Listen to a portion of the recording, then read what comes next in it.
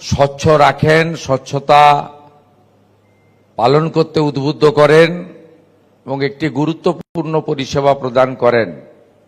সেই সমস্ত আমাদের সাফাই কর্মীবৃন্দকে আমি আন্তরিক ধন্যবাদ এবং কৃতজ্ঞতা জানাই।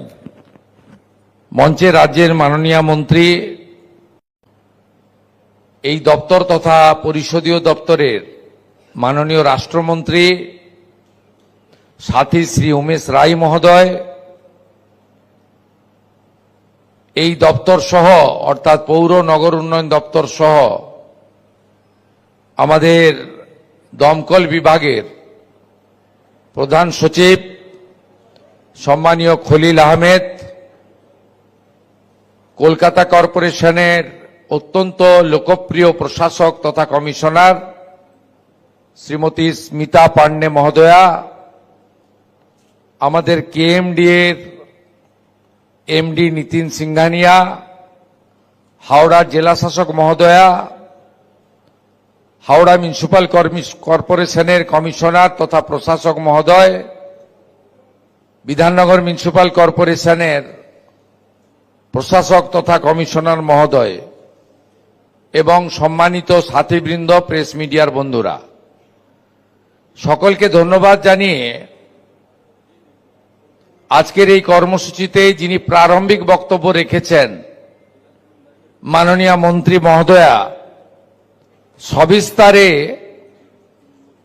আজকে সচ কবচ যে বিতরণ কর্মসূচির একটি পাইলট প্রজেক্ট হিসেবে চালু হলো এবং 50,000 সাফাই কর্মীর হাতে, যারা আমাদের কাছে অত্যন্ত সম্মানীয়, তাদেরকে এই কিটস তুলে দেওয়ার যে কর্মসূচি সূচনা হলো, তার উদ্দেশ্য এবং লক্ষ্য বিস্তারিতভাবে বলেছেন। আমি মনে করি মাননীয় প্রধানমন্ত্রী নরেন্দ্র মোদীজির বিশেষ বিশেষ ভাবনার মধ্যে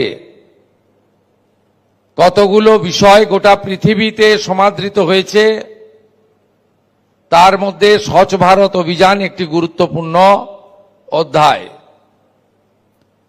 আমরা এবারে মাননীয় প্রধানমন্ত্রীকে আন্তর্জাতিক যোগ দিবসে কলকাতা মিউনিসিপাল কর্পোরেশন এবং খানিকটা বিধাননগর মিউনিসিপাল কর্পোরেশন এদের যৌথ উদ্যোগে স্বচ্ছতাতে স্বাগত আমরা করেছি, যার উল্লেখ মাননীয় প্রধানমন্ত্রী রেড রোডে ঐতিহাসিক যোগা ডে কার্যক্রমে উল্লেখ করেছেন। এটি একটি সিভিক সেন্স, এর সঙ্গে পরিবেশ, সুস্থ থাকা এবং সামাজিক কর্তব্যের মধ্যে পড়ে। আমি বেশ কয়েক বছর আগে কিছুদিন পরিবেশ দপ্তরের মন্ত্রী ছিলাম। বিশেষ করে কলকাতাতে যেভাবে পরিবেশ তৈরি হয়েছে স্বচ্ছতার অভাবে, যেভাবে বৃক্ষ ছেদন করে কংক্রিটের জঙ্গলে পরিণত করা হয়েছে এবং যেভাবে 15 বছরের বয়সের থেকে বেশি গাড়ি, যা শহর এলাকায় চলাচল কার্যত নিষিদ্ধ, তার প্রতি, তার ভিজিলেন্সের প্রতি উপেক্ষা করা হয়েছে। এর সবচেয়ে খারাপ প্রভাব যদি কারোর মধ্যে পড়ে থাকে তাহলে শিশু, কিশোর এবং বয়স্ক মানুষদের উপরই পড়ে। এবং সেই কারণে চর্ম এবং শ্বাসজনিত নানা রকম ব্যাধিতে প্রচুর মানুষজন আক্রান্ত হন। বিশেষ করে শীতকালে পরিবেশ ভবনের সামনে সহ নানা জায়গায় দেখবেন যে পরিবেশের ইন্ডেক্সগুলো রয়েছে, সেই ইন্ডেক্সগুলো এত বিপজ্জনক জায়গায় যায়, ডাক্তারবাবুরা বলেন মর্নিং ওয়াক করবেন না, ইভিনিং ওয়াক করুন। এই জায়গা থেকে এই শহরকে বাঁচাতে হবে, বিভিন্ন শহরগুলোকে বাঁচাতে হবে। শিলিগুড়ি থেকে আসানসোল, দার্জিলিং থেকে দীঘা,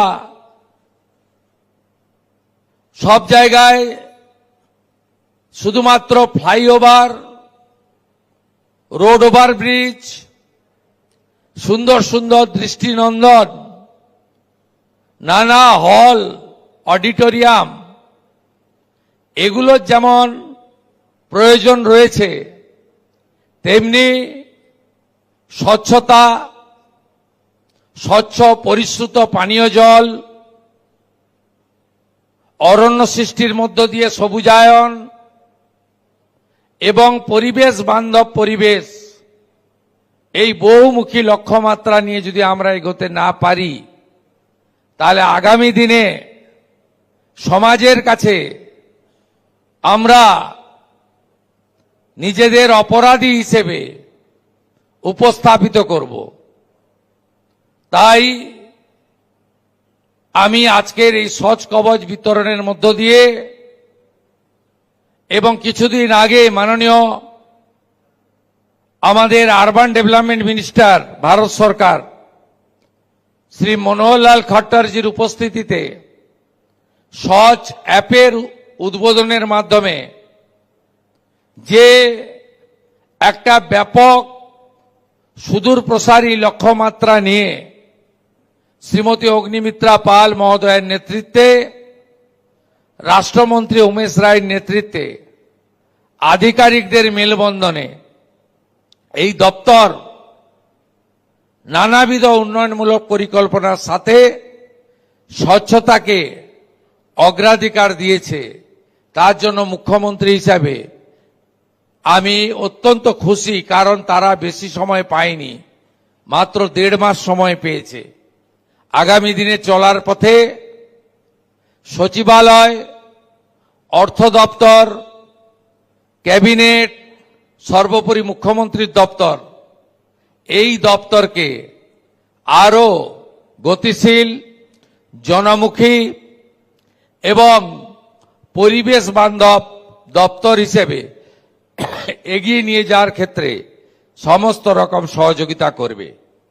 মায়ের নামে একটি গাছ 5ই জুন বিশ্ব পরিবেশ দিবসে আমরা শুরু করেছি। পশ্চিমবঙ্গ সরকার এই বর্ষে 7 কোটি গাছ লাগানোর পরিকল্পনা নিয়েছে, যা আগামী 2 বছর ধরে রক্ষণাবেক্ষণ করা হবে, যাতে গাছগুলো লাগানো আর ছবি তোলার মধ্য দিয়েই নিজেদের দায়িত্ব শেষ না হয়ে যায়।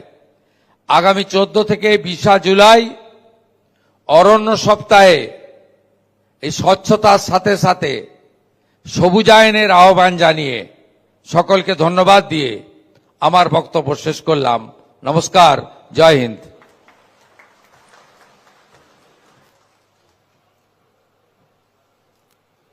নমস্কার স্যার, ধন্যবাদ স্যার।